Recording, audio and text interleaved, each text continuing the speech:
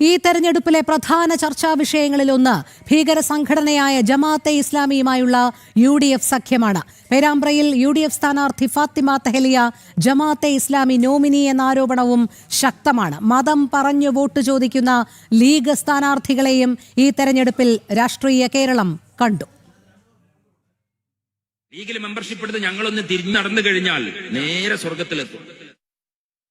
ആ ദളിന്റെ മെമ്പർഷിപ്പ് എടുക്കുന്നതോടുകൂടി ഒരു പൊളിറ്റിക്കൽ പാർട്ടിയുടെ ഭാഗമായി മാറുകയും തച്ചനാട്ടുകര പഞ്ചായത്തിൽ ഏതെങ്കിലും കാലഘട്ടത്തിൽ ലീഗ് ഭരിക്കുമ്പോൾ ജനകീയാസൂത്രണത്തിന്റെ കോഴി വാങ്ങാൻ പോവാമല്ലോ എന്ന പൂതി വെക്കുകയും ചെയ്യുന്ന ഒരു പാർട്ടിയുടെ പേരല്ല മുസ്ലിം ലീഗ്. ലീഗിൽ അംഗത്വം എടുക്കുന്നതോടുകൂടി ഞങ്ങൾ ഞങ്ങളുടെ മതം, വിശ്വാസം, രാഷ്ട്രീയം, കാഴ്ചപ്പാട് എല്ലാം നിർവചിക്കുകയാണ്. വാർത്തയുടെ കൂടുതൽ വിശദാംശങ്ങളുമായി രമ്യാദാസും ഗൗതം അനന്തനാരായണനും ചേരുന്നു. ആദ്യം ഗൗതമിലേക്ക്. ഗൗതം, ഇടതും വലതും വർഗീയത കൂട്ടുപിടിക്കുന്ന സമീപനം ഇന്നോ ഇന്നലെയോ തുടങ്ങിയതല്ല. പ്രീണന രാഷ്ട്രീയ സ്വഭാവം തന്നെയാണ് അവർ എക്കാലത്തും വച്ചു പുലർത്തിയിട്ടുള്ളത്. ഈ തെരഞ്ഞെടുപ്പ് വേളയിൽ അതെല്ലാം മറനീക്കി പുറത്തുവരുന്ന സാഹചര്യമാണ് കാണാൻ കഴിയുന്നത്. നമ്മൾ കഴിഞ്ഞ മണിക്കൂറുകളിൽ ചർച്ച ചെയ്തതാണ് LDFും SDPIയുമായുള്ള അവിശുദ്ധ ബാന്ധവം. ഒട്ടും വ്യത്യസ്തമല്ല UDFിനെ സംബന്ധിച്ചിടത്തോളവും. UDFും സമാന ചിന്താഗതി, ജമാഅത്തെ ഇസ്ലാമിയുമായുള്ള കൂട്ടുകെട്ട് എന്നുള്ളതാണ്. പേരാമ്പ്രയിലെ സ്ഥാനാർത്ഥി ജമാഅത്തെ ഇസ്ലാമിയുടെ നോമിനി എന്നാണ് മനസ്സിലാക്കാൻ കഴിയുന്നത്. അതുമാത്രമല്ല, മതം പറഞ്ഞു വോട്ട് ചോദിക്കുന്ന ലീഗ് നേതാക്കളെയൊക്കെ നമ്മൾ കഴിഞ്ഞ ആഴ്ചകളിൽ കണ്ടതാണ്. എന്താണ് ഈ വിഷയത്തിൽ പറയാനുള്ളത് ഗൗതം?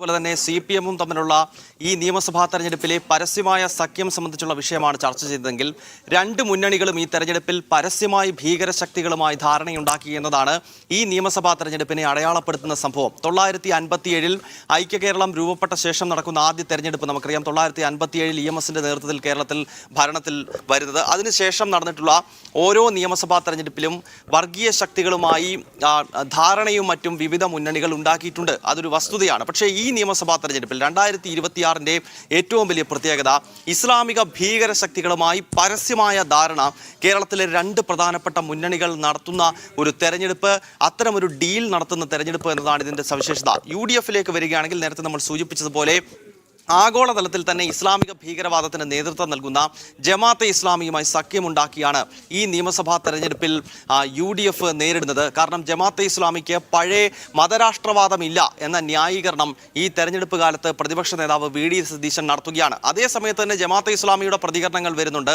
ഹുക്കുമത്തെ ഇലാഹി അല്ലെങ്കിൽ അള്ളാഹുവിൻ്റെ രാജ്യമാണ് ഞങ്ങളുടെ ലക്ഷ്യമെന്നും ലോകത്തെല്ലായിടത്തും ഒരു ഇസ്ലാമിക രാഷ്ട്രസങ്കല്പത്തിന് വേണ്ടി പ്രവർത്തിക്കുന്ന സംഘടനയാണ് ജമാഅത്തെ ഇസ്ലാമി എന്നും ഞങ്ങൾ ജനാധിപത്യത്തിനും ബഹുസ്വരതയ്ക്കും മതേതരത്വത്തിനും എതിരാണെന്ന് ജമാഅത്തെ ഇസ്ലാമി മറുഭാഗത്ത് പറയുന്നു. ആ സംഘടനയുടെ ഭരണഘടനയിൽ തന്നെ ഈ കാര്യങ്ങളൊക്കെ എഴുതി വെച്ചിട്ടുണ്ട്. അതിൻ്റെ ലക്ഷ്യം, ആത്യന്തിക ലക്ഷ്യം ഇസ്ലാമിക രാഷ്ട്രമാണ്. ആ ഇസ്ലാമിക രാഷ്ട്രസങ്കല്പത്തിൽ നിലനിൽക്കുന്ന സംഘടനയാണ് ജമാഅത്തെ ഇസ്ലാമി എന്നിരിക്കെ VD സതീശൻ ഈ തെരഞ്ഞെടുപ്പ് കാലത്ത് പറയുന്നത് ജമാഅത്തെ ഇസ്ലാമിക്ക് പഴയ മതരാഷ്ട്രവാദ സങ്കല്പം ഇല്ല എന്നുള്ളതാണ്. അപ്പോൾ വ്യക്തമാണ് കാര്യങ്ങൾ.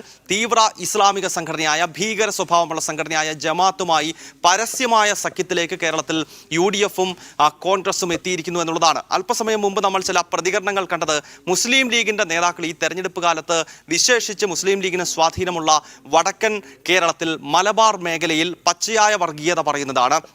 മതമാണ് ഞങ്ങളുടെ പ്രശ്നം എന്ന് KM ഷാജിയെ പോലെയുള്ള മുസ്ലിം ലീഗിൻ്റെ നേതാക്കൾ ഇതിനകം തന്നെ പറഞ്ഞു കഴിഞ്ഞിരിക്കുന്നു. അപ്പോൾ KM ഷാജി പറഞ്ഞ അതേ കാര്യങ്ങൾ വനിതാ ലീഗിൻ്റെയും യുവജന സംഘടനയായിട്ടുള്ള യൂത്ത് ലീഗിൻ്റെയും മുസ്ലിം ലീഗിൻ്റെ കാൻഡിഡേറ്റുകളുമെല്ലാം പറയുകയാണ്. ഇപ്പോൾ പേരാമ്പ്രയിലേക്ക് എത്തിക്കഴിഞ്ഞാൽ അവിടുത്തെ സ്ഥാനാർത്ഥിക്ക് വേണ്ടി, ഫാത്തിമ തെഹലിക്ക് വേണ്ടി അവിടെ പ്രചരണം ഏറ്റെടുത്തിരിക്കുന്നത് ജമാഅത്തെ ഇസ്ലാമിയും വെൽഫെയർ പാർട്ടിയുമൊക്കെയാണ്. വെൽഫെയർ പാർട്ടി പേരാമ്പ്രയിലെ UDF സ്ഥാനാർത്ഥിക്ക് വേണ്ടി പ്രത്യേക കൺവെൻഷൻ തന്നെ വിളിച്ചു എന്ന സംബന്ധിച്ചുള്ള റിപ്പോർട്ടുകൾ കഴിഞ്ഞ ദിവസങ്ങളിൽ പുറത്തു വന്നതാണ്. ആ കൺവെൻഷൻ സംബന്ധിച്ചുള്ള വാർത്തകൾ പുറത്തു വന്നപ്പോൾ അതിൽ നിന്നും സ്കിപ്പ് ചെയ്യുകയാണ് അവിടുത്തെ UDF സ്ഥാനാർത്ഥി ചെയ്തത്. അപ്പോൾ ഈ നിയമസഭാ തെരഞ്ഞെടുപ്പ് അടയാളപ്പെടുത്തുന്നത് കേരളത്തിലെ രണ്ട് പ്രധാനപ്പെട്ട മുന്നണികൾ ഭീകര ശക്തികളുമായി പരസ്യമായ ധാരണയുണ്ടാക്കുന്നു എന്നതാണ്. ഇതിനു മുൻപ് ധാരണയും അടവ് നയവും ഒക്കെ മുമ്പ് കേരള രാഷ്ട്രീയത്തിൽ നമ്മൾ കണ്ടിട്ടുണ്ട്.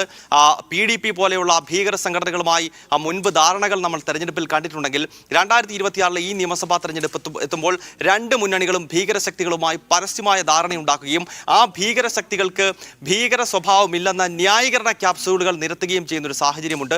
അതിൻ്റെ ഏറ്റവും പ്രത്യക്ഷമായ ഉദാഹരണമാണ് ഈ ജമാഅത്തെ ഇസ്ലാമിക്ക് മതരാഷ്ട്രവാദമില്ല എന്ന VD സതീശന്റെ പ്രതികരണം.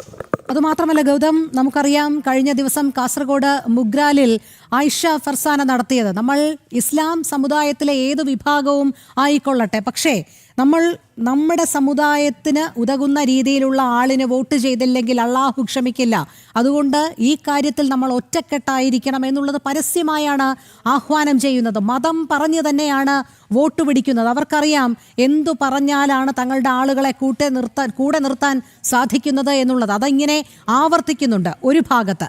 മറ്റൊന്ന് ജമാഅത്തെ ഇസ്ലാമിയുമായുള്ള കൂട്ടുകെട്ട്, SDPIയുമായുള്ള കൂട്ടുകെട്ട്, ഇതിനെയൊക്കെ ന്യായീകരിക്കുന്നത് കേട്ടാൽ വളരെ വിചിത്രമാണ്. വർഗീയത ഞങ്ങൾ പ്രോത്സാഹിപ്പിക്കില്ല എന്ന് LDF പറഞ്ഞിട്ട് SDPIയുടെ വോട്ട് വേണ്ട എന്ന് പറയാനുള്ള ആർജവമില്ലേ എന്ന് ചോദിക്കുമ്പോൾ ആവർത്തിച്ച് വീണ്ടും പറയുന്നു വർഗീയത പ്രോത്സാഹിപ്പിക്കില്ല എന്നുള്ളത്. അതുമാത്രമല്ല, അവർക്ക് വർഗീയ മുഖമല്ല. SDPI തങ്ങൾക്ക് വോട്ട് ചെയ്താൽ എന്താണ് കുഴപ്പം? തങ്ങൾ ഒരാൾ വോട്ട് ചെയ്യുന്നു എന്ന് പറയുമ്പോൾ അത് നിരാകരിക്കേണ്ടത് എന്തിന് എന്ന് ഇടതുപക്ഷം ചോദിക്കുന്നു. വലതും ഒട്ടും വിഭിന്നമല്ല. ജമാഅത്തെ ഇസ്ലാമിയുടെ വോട്ട് സ്വീകരിക്കുമ്പോൾ അതിനെ ന്യായീകരിക്കുന്നത് അവർ പഴയ മതരാഷ്ട്രവാദം ഇപ്പോൾ ഉയർത്തുന്നില്ല എന്നുള്ളൊരു വളരെ വിചിത്രമായ ന്യായീകരണമാണ്. ഇതൊക്കെ എങ്ങനെയാണ് ഇവർക്ക് ഒട്ടും നിലപാടില്ലാതെ പറയാൻ സാധിക്കുന്നത്? ഒന്നുമില്ലെങ്കിലും കേരളത്തിൽ മാറി മാറി ഭരിച്ച രണ്ട് പ്രമുഖ മുന്നണികളല്ലേ, ഇത്തരത്തിൽ 4 വോട്ടിനു വേണ്ടി യാതൊരു തരത്തിലുള്ള രാഷ്ട്രീയ നിലപാടും സ്വീകരിക്കാൻ കഴിയാത്ത വിധം ഇവരൊക്കെ ഇങ്ങനെ മതത്തിനും മതരാഷ്ട്രവാദത്തിനും ഇസ്ലാമിക ഭീകര സംഘടനകൾക്കുമൊക്കെ മുന്നിൽ അടിയറവ് പറയുകയാണോ? രോഹിണി, അത് തന്നെയാണ്. ഇസ്ലാമിക ഭീകര ശക്തികൾ കേരളത്തിൽ വലിയ തോതിൽ വേരൂന്നിയിരിക്കുന്നു എന്ന യാഥാർത്ഥ്യം നമ്മൾ മനസ്സിലാക്കേണ്ടതുണ്ട്. ഒപ്പം ഈ ജമാഅത്തെ ഇസ്ലാമിയെ വെള്ളപൂശുന്ന VD സതീശനും കൂട്ടരും ചെയ്യുന്നത് മറ്റൊരു വർഗീയ പാർട്ടിയായ ലീഗിനോട് ഇവരൊരു കാലത്തെടുത്ത സമീപനത്തിന്റെ മറ്റൊരു ഉദാഹരണമാണ്. കാരണം മുസ്ലിം ലീഗ് എന്ന് പറയുന്നത് നമുക്കറിയാം, ആ പാർട്ടിയുടെ പേര്, ആ പാർട്ടിയുടെ ചിഹ്നം, ആ പാർട്ടിയുടെ പ്രവർത്തന രീതി, അതിലെ മെമ്പർഷിപ്പ് നൽകുന്നതുമായി ബന്ധപ്പെട്ടുള്ള കാര്യങ്ങൾ, ഇതെല്ലാം ഒരു മതവുമായി ബന്ധപ്പെട്ടതാണ്. കാരണം ആ പാർട്ടിയുടെ പതാകയും അതിൻ്റെ പ്രവൃത്തിയും എല്ലാം മത അടിസ്ഥാനത്തിലുള്ളതാണ്. 1947 നമ്മുടെ രാജ്യം മതത്തിൻ്റെ അടിസ്ഥാനത്തിൽ വിഭജിക്കപ്പെടാൻ കാരണമായിട്ടുള്ള രാഷ്ട്രീയ പാർട്ടിയാണ് മുസ്ലിം ലീഗ് എന്ന യാഥാർത്ഥ്യം നമുക്കറിയാം. രാഷ്ട്ര വിഭജനവുമായി ബന്ധമില്ലാതെ നമുക്ക് ലീഗിനെ അതിൻ്റെ ചരിത്രത്തെ വായിച്ചെടുക്കാൻ കഴിയില്ല. അപ്പോൾ അങ്ങനെയുള്ള ലീഗ് 1960 കേരളത്തിലെ നിയമസഭാ തെരഞ്ഞെടുപ്പിൽ കോൺഗ്രസുമായും PSPയുമായും സഖ്യം ചേർന്ന് കേരളത്തിൽ അധികാരത്തിലെത്തിയിട്ടും അന്നത്തെ കോൺഗ്രസ് നേതൃത്വം നമ്മൾ മനസ്സിലാക്കേണ്ടത് മുസ്ലിം ലീഗിനെ അന്ന് മന്ത്രിസഭയിൽ എടുക്കാൻ തയ്യാറായില്ല എന്നുള്ളതാണ്.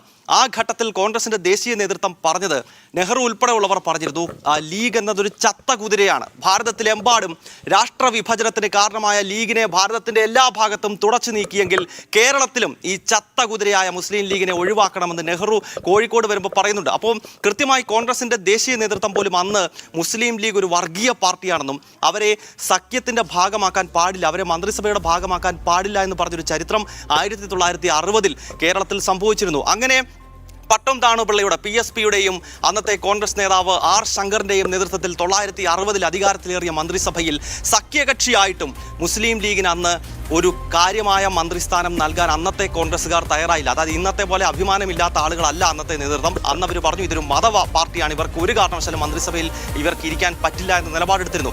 അതിനുശേഷം പിന്നീട് അന്ന് സ്പീക്കർ സ്ഥാനത്തെ സംബന്ധിച്ച് സീതി സാഹിബിന് ശേഷം പിന്നീട് CH മുഹമ്മദ് കോയ, സീതി സാഹിബ് മരിച്ചതിന് ശേഷം CH മുഹമ്മദ് കോയയെ സ്പീക്കർ ആക്കുന്ന ഘട്ടത്തിൽ അന്ന് കോൺഗ്രസ് നേതൃത്വം പറഞ്ഞത് CH മുഹമ്മദ് കോയയ്ക്ക് സ്പീക്കർ ആകാം, പക്ഷേ മുസ്ലിം ലീഗിൽ നിന്ന് രാജിവെക്കണം, കാരണം വർഗീയ പാർട്ടിയായ ലീഗിന്റെ തൊപ്പി ഊരാതെ CHനെ ഞങ്ങൾ സ്പീക്കർ ആക്കില്ല എന്ന നിലപാട് അന്നത്തെ കോൺഗ്രസ് നേതൃത്വം എടുത്തിരുന്നു. അതായത് മുസ്ലിം ലീഗ് ഒരു വർഗീയ പാർട്ടിയാണെന്നും ഈ പാർട്ടിയെ ഒരു കാരണവശാലും സഖ്യകക്ഷിയാക്കാൻ പറ്റില്ല, അല്ലെങ്കിൽ മന്ത്രിസഭയിൽ എടുക്കാൻ പറ്റില്ല എന്ന നിലപാട് അന്ന് കോൺഗ്രസ് നേതൃത്വം കേരളത്തിൽ എടുത്തതാണ് 1960-61 കാലഘട്ടങ്ങളിൽ. പിന്നീട് മുസ്ലിം ലീഗിന് ഒരു മാന്യതയുടെ മേലങ്കി കേരള രാഷ്ട്രീയത്തിൽ നൽകുന്നത് ശരിക്കും പറഞ്ഞാൽ EMS നമ്പൂതിരിപ്പാടാണ്. 1967 സപ്തകക്ഷി മുന്നണിയിൽ ഈ മതപാർട്ടിയായിട്ടുള്ള മുസ്ലിം ലീഗിനെ സഖ്യകക്ഷിയാക്കുകയും ആദ്യമായി മുസ്ലിം ലീഗിന് 2 മന്ത്രിസ്ഥാനം നൽകുകയും ചെയ്തു. CH മുഹമ്മദ് കോയയൊക്കെ അങ്ങനെയാണ് ആദ്യമായി മന്ത്രിസ്ഥാനം നൽകുന്നത്. അപ്പോൾ മതാടിസ്ഥാനത്തിലുള്ള ഒരു പാർട്ടിയെ ഒരു കാലത്ത് കോൺഗ്രസ് അകറ്റി നിർത്തിയിരുന്നു എന്ന വസ്തുത നമ്മൾ മനസ്സിലാക്കേണ്ടതുണ്ട്.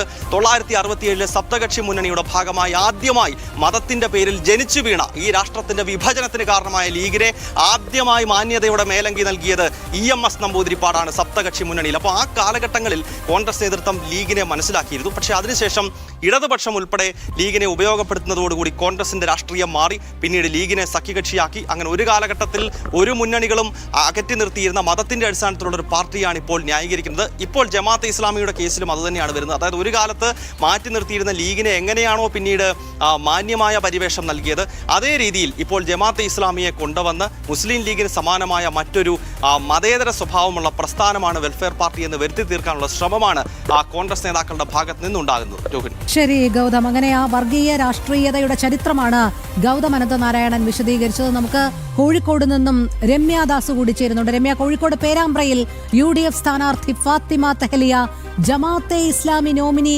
എന്നുള്ള ആരോപണം തന്നെ ശക്തമാകുന്ന സാഹചര്യമാണല്ലോ ഉയർന്നിരിക്കുന്നത്. എന്താണ് യഥാർത്ഥ വസ്തുത?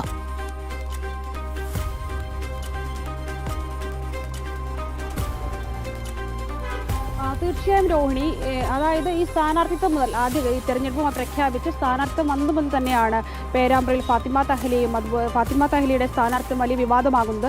കാരണം ഈ ആദ്യഘട്ടത്തിൽ തന്നെ ഇതിൽ കൃത്യമായി തന്നെ ആരോപണം ഉണ്ടായിരുന്നു. അതായത് ഫാത്തിമ തഹലിയ ജമാഅത്തെ ഇസ്ലാമിയുടെ നോമിനിയാണെന്നുള്ള രീതിയിൽ തന്നെയായിരുന്നു വാർത്തകളെല്ലാം പുറത്തു വന്നത്. കൂടാതെ തന്നെ ഈ മതം പറഞ്ഞ് വോട്ട് തേടുന്നു എന്നുള്ള ആരോപണം കൂടി വിമർശനവും എല്ലാം രാഷ്ട്രീയ വേദികളെല്ലാം വലിയ ചൂടേറിയ ചർച്ചയായതാണ്. ഇതിനുശേഷം ഫാത്തിമ തഹലിയയ്ക്ക് വേണ്ടി ഒരു കൺവെൻഷൻ ജമാഅത്തിന്റെ രാഷ്ട്രീയ മുഖമായ വെൽഫെയർ പാർട്ടി നടത്താൻ വേണ്ടി തീരുമാനിക്കുന്നു. ഇതിനായി ഒരു നോട്ടീസ് ഉൾപ്പെടെ പുറത്തു വരുന്നുണ്ട്. പക്ഷേ ഇത്തരത്തിലൊരു നോട്ടീസ് വലിയ രീതിയിലുള്ള വിവാദമായതോടെയാണ് ഈ പരിപാടിയിൽ പങ്കെടുക്കാതെ ഫാത്തിമ തഹലിയ തിരിച്ചു പോകുന്നത്. ഇത്തരത്തിൽ വലിയ രീതിയിൽ വിവാദം, അതായത് ആദ്യഘട്ടം മുതൽ തന്നെ ഈ പേരാമ്പ്രയിലെ ജമാഅത്തെ ഇസ്ലാമിയും അതുപോലെ തന്നെ UDFും ലീഗും തമ്മിലുള്ള ധാരണയെല്ലാം തന്നെ വലിയ രീതിയിൽ ചർച്ചയാകുന്നുണ്ട്. ഇത് തന്നെയാണ് നാളെയാണ് കേരളം പോളിംഗ് ബൂത്തിലേക്ക് എടുക്കുന്നത്. അതായത് മണിക്കൂറുകൾ മാത്രമാണ് ഇനി പോളിംഗ് ബൂത്തിലേക്ക് എത്താനുള്ളൂ. ഈ ഘട്ടത്തിലും വലിയ രീതിയിൽ തന്നെ ചർച്ചയാകുന്നത് പേരാമ്പ്ര ഉൾപ്പെടെയുള്ള മണ്ഡലങ്ങൾ, അത് പേരാമ്പ്ര മാത്രമല്ല, നമുക്ക് എടുത്തു നോക്കുകയാണെങ്കിൽ വിവിധതരം മണ്ഡലങ്ങൾ ഇത്തരത്തിൽ ജമാഅത്തെ ഇസ്ലാമിയും കോൺഗ്രസും തമ്മിലുള്ള അവിശുദ്ധ കൂട്ടുകെട്ടുകളെല്ലാം നടക്കുന്നുണ്ട്. അപ്പോൾ ഇത്തരത്തിൽ ഈ ഒരു സമയത്തും ചർച്ചയാകുന്നത് ഈ ജമാഅത്തെ ഇസ്ലാമിയും UDFും തമ്മിലുള്ള അവിശുദ്ധ കൂട്ടുകെട്ട് തന്നെയാണ്. പല തെരഞ്ഞെടുപ്പുകളിലും ഇത് നമ്മൾ കണ്ടതാണ്. അത്തരത്തിൽ ഈ തെരഞ്ഞെടുപ്പുകളും സമാനമായി തന്നെയാണ് ഈ കൂട്ടുകെട്ട്, അവിശുദ്ധമായ കൂട്ടുകെട്ട് ചർച്ചയാകുന്നത്. രോഹിണി. ശരി രമ്യ, അതുതന്നെയാണ് രാഷ്ട്രീയ കേരളം ചർച്ച ചെയ്യുന്നതും. വോട്ടിനു വേണ്ടി പ്രീണനം നടത്തുന്ന ഇടതിന്റെയും വലതിന്റെയും തനത് മുഖം തന്നെയാണ് ഇവിടെ വെളിവാകുന്നത്. SDPIയെ ചേർത്തുപിടിക്കുന്ന LDFും ജമാഅത്തെ ഇസ്ലാമിയെ ചേർത്തുപിടിക്കുന്ന UDFും, എന്നിട്ട് കേരളത്തിന്റെ പൊതുസമൂഹത്തിനെ വിഡ്ഢികളാക്കുന്ന ന്യായീകരണം, ഇവരൊന്നും വർഗീയ പാർട്ടികളെ അല്ല എന്നുള്ളത്.